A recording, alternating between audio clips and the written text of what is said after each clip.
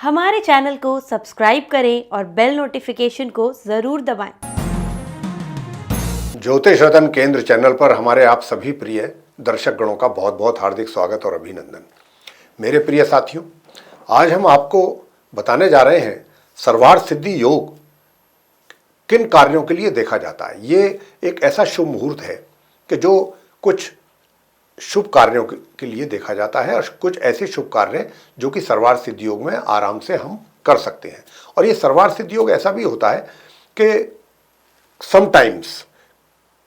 कभी कभी ऐसा भी होता है कि कोई दूसरा योग नहीं है, अगर कोई हमें शुभ कार्य करना है तो हम उसको छोटा मोटा कोई अगर शुभ कार्य हम करना चाहते हैं और उसके लिए कोई शुभ मुहूर्त नहीं है उस पर्टिकुलर उस शुभ कार्य के लिए उस दिन,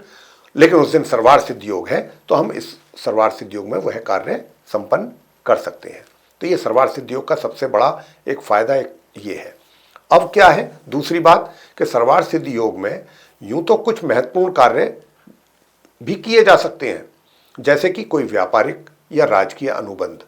यानी कि कोई आप डील कर रहे हैं किसी के साथ, कोई अपनी बिजनेस डील फाइनल कर रहे हैं या टाई अप कर रहे हैं या किसी गवर्नमेंट के साथ कोई कॉन्ट्रैक्ट आप साइन कर रहे हैं, ऐसा कोई उसके लिए शुभ मुहूर्त चाहिए तो आप सर्वार्थ सिद्धि योग में कर सकते हैं मुहूर्त में। यानी किसी प्रकार का कोई कॉन्ट्रैक्ट आदि करना किसी के साथ या सरकार के साथ या कोई प्राइवेट कॉन्ट्रैक्ट करना, परीक्षा में अपीयर करना है, एग्जामिनेशन में अगर अपीयर करना चाहते हैं, बैठना चाहते हैं, परीक्षा देना चाहते हैं,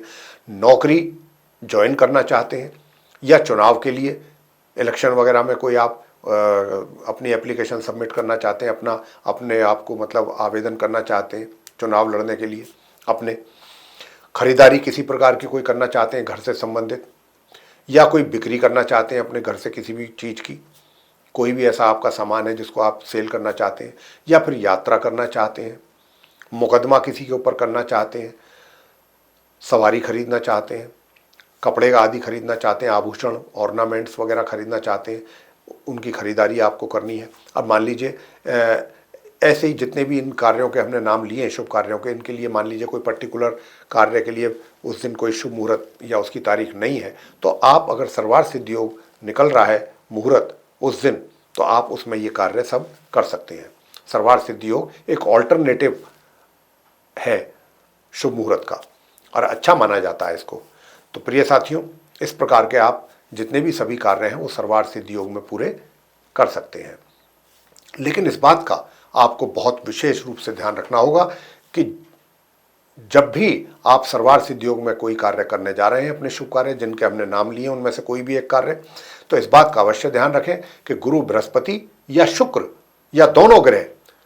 अस्त तो नहीं है, कम्बस्त तो नहीं है ट्रांजिट में उस समय पर उस दिन, एक तो इस बात का ध्यान रखें, या फिर उस दिन अधिमास तो नहीं है, अधिमास मलमास या खरमास इनमें से कुछ नहीं होना चाहिए। तभी आप सर्वार्थ सिद्धि योग का चयन अपने उस शुभ कार्य के लिए कर सकते हैं। धन्यवाद।